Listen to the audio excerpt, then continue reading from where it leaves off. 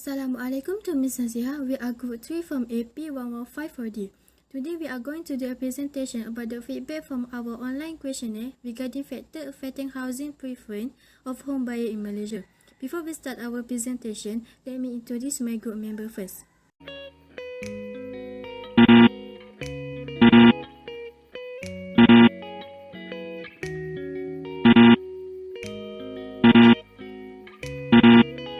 My name is Anshaira. I will start with introduction first.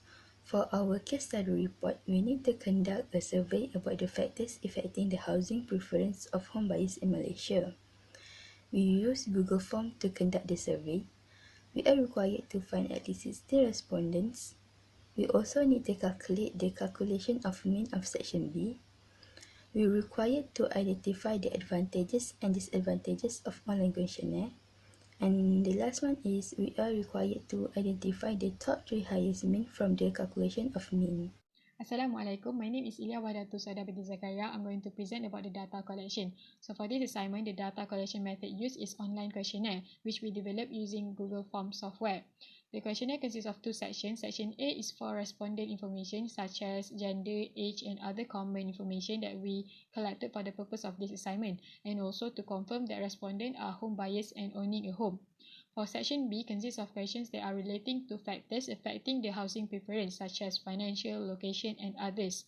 The purpose of this questionnaire is to receive feedback from home buyers in Malaysia regarding the factors affecting the housing preference based on their opinion. The online questionnaire was spread by each of our group members via WhatsApp and email. We also contacted our close relatives and asked for their cooperation to fill in our online questionnaire. Assalamualaikum and hi to everyone. My name is Anas bin Azmi. Today I want to explain about the data sampling. The sampling method that used for this online questionnaire was purposive sampling method. Purposive sampling method, also known as a judgmental, selective, or subjective, is a form of non-probability sampling in which researchers rely on their own judgment when choosing members of the population to participate. Purposive sampling method requires researchers to have a prior knowledge about the purpose of their study. Assalamualaikum. My name is Noor Ain Afifah binti Wazi. Today I will present the advantage of online questionnaire. One of the advantage of online questionnaire is low cost to get the information of data.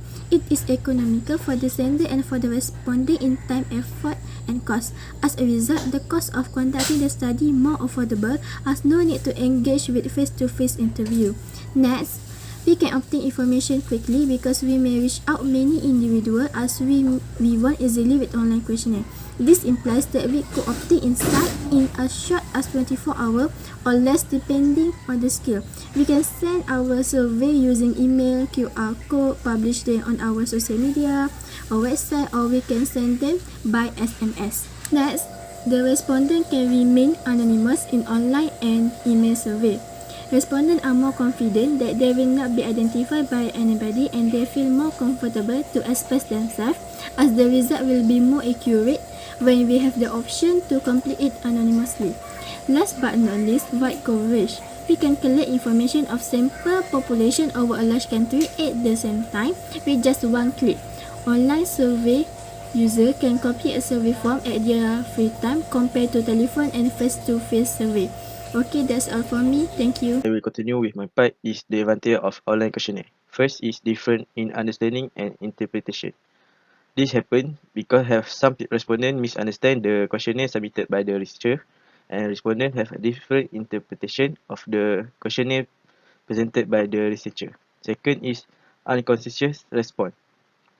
Have some respondents who answer the questionnaire without reading the questionnaire because they feel the questionnaire was not important to them. Third is data error of the respondent. That happens when some respondents who answer the questionnaire for other respondents using the same information as the respondent who has answered the questionnaire submitted by the researcher. Fourth is poor internet access.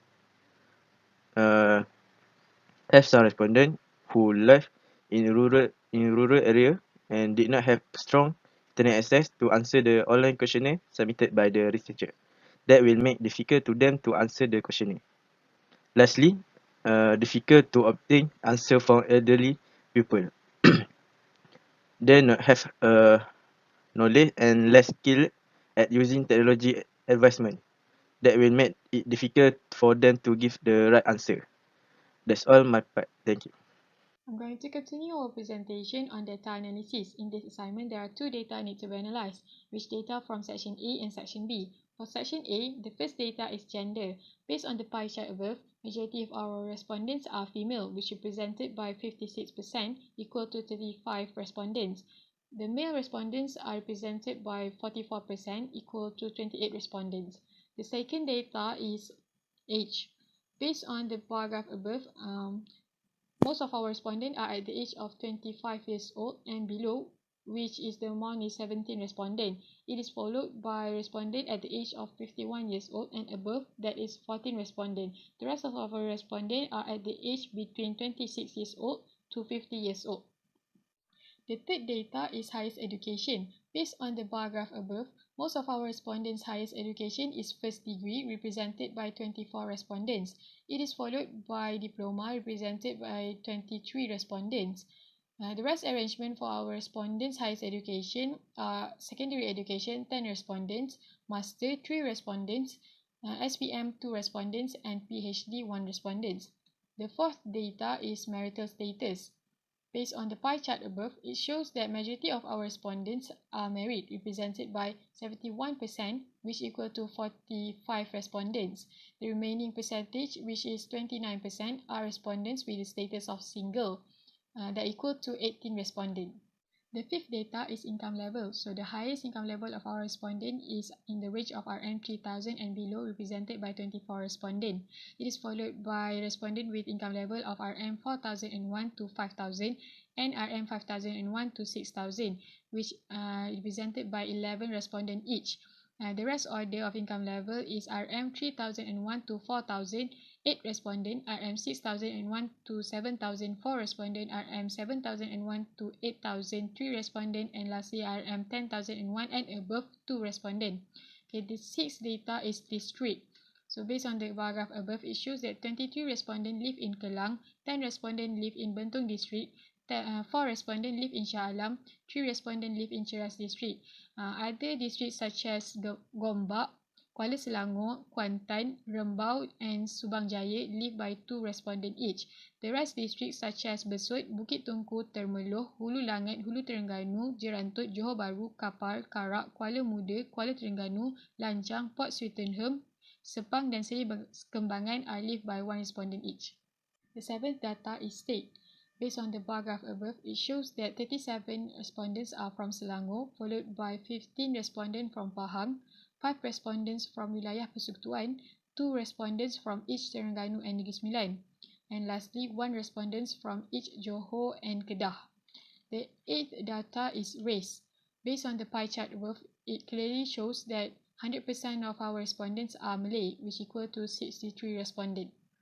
The ninth data is type of property. So based on pie chart above, 51% of our respondents invest in terrace houses, which equal to 32 respondents, followed by 29% of respondents invest in high-rise property, equal to 18 respondents. Investment in semi-D houses are represented by 11%, equal to 7 respondents. Detached bungalow investment is represented by 6%, equal to 4 respondents. Remaining 3% are 2 respondents who invest in village.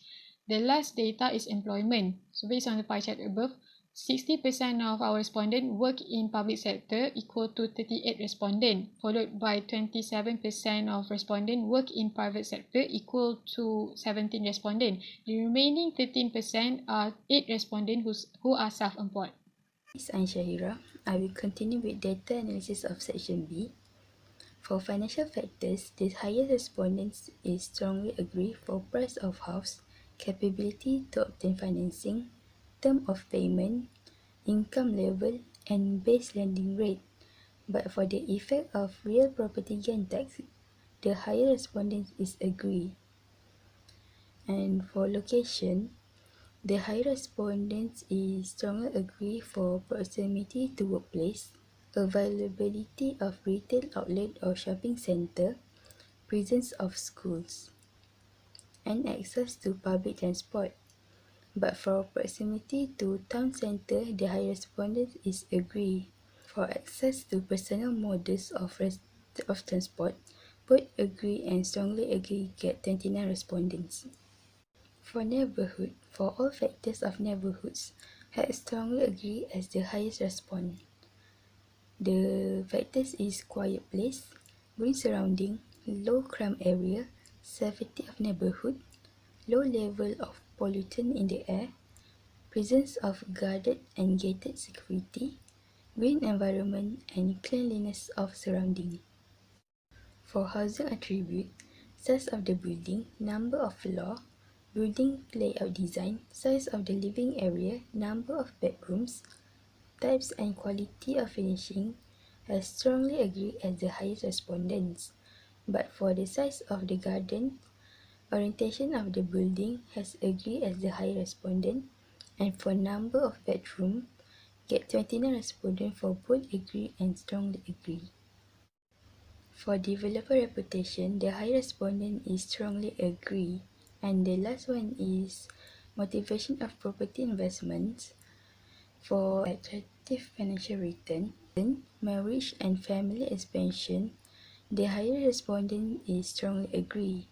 And for hedge against inflation and current house too small, the higher response is agree. My name is Mohammad Munakir bin Mohammad Nazmi. I'm going to show the calculation of the mean. There are two ways to calculate mean. The first one is using formula. The formula is mean equal to number of respondents times by Likert scale divided by the total number of respondents.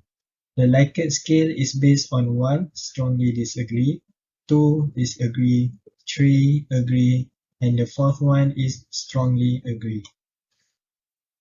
So this is the calculation, the example of calculation using the formula.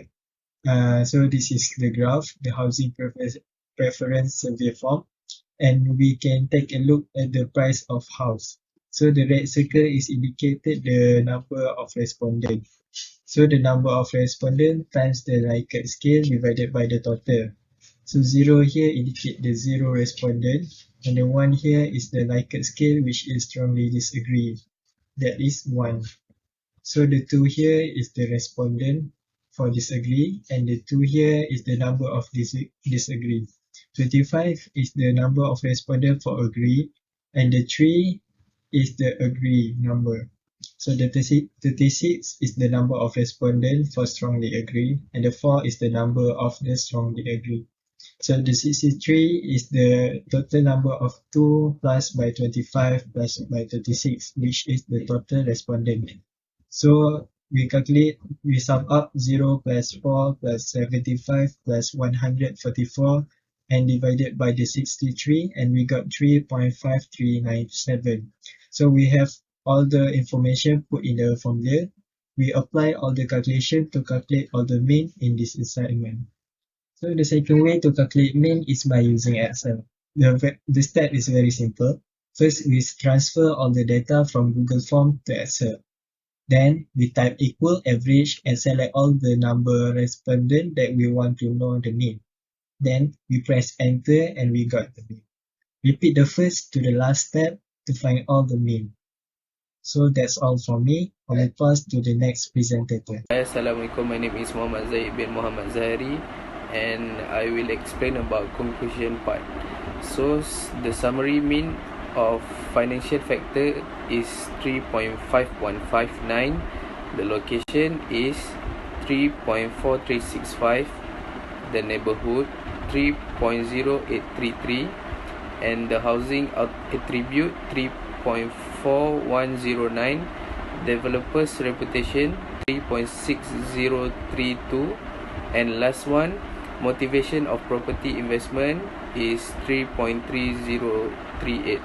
In conclusion, the three highest mean are developer's reputation, financial, and location. That's all. Thank you.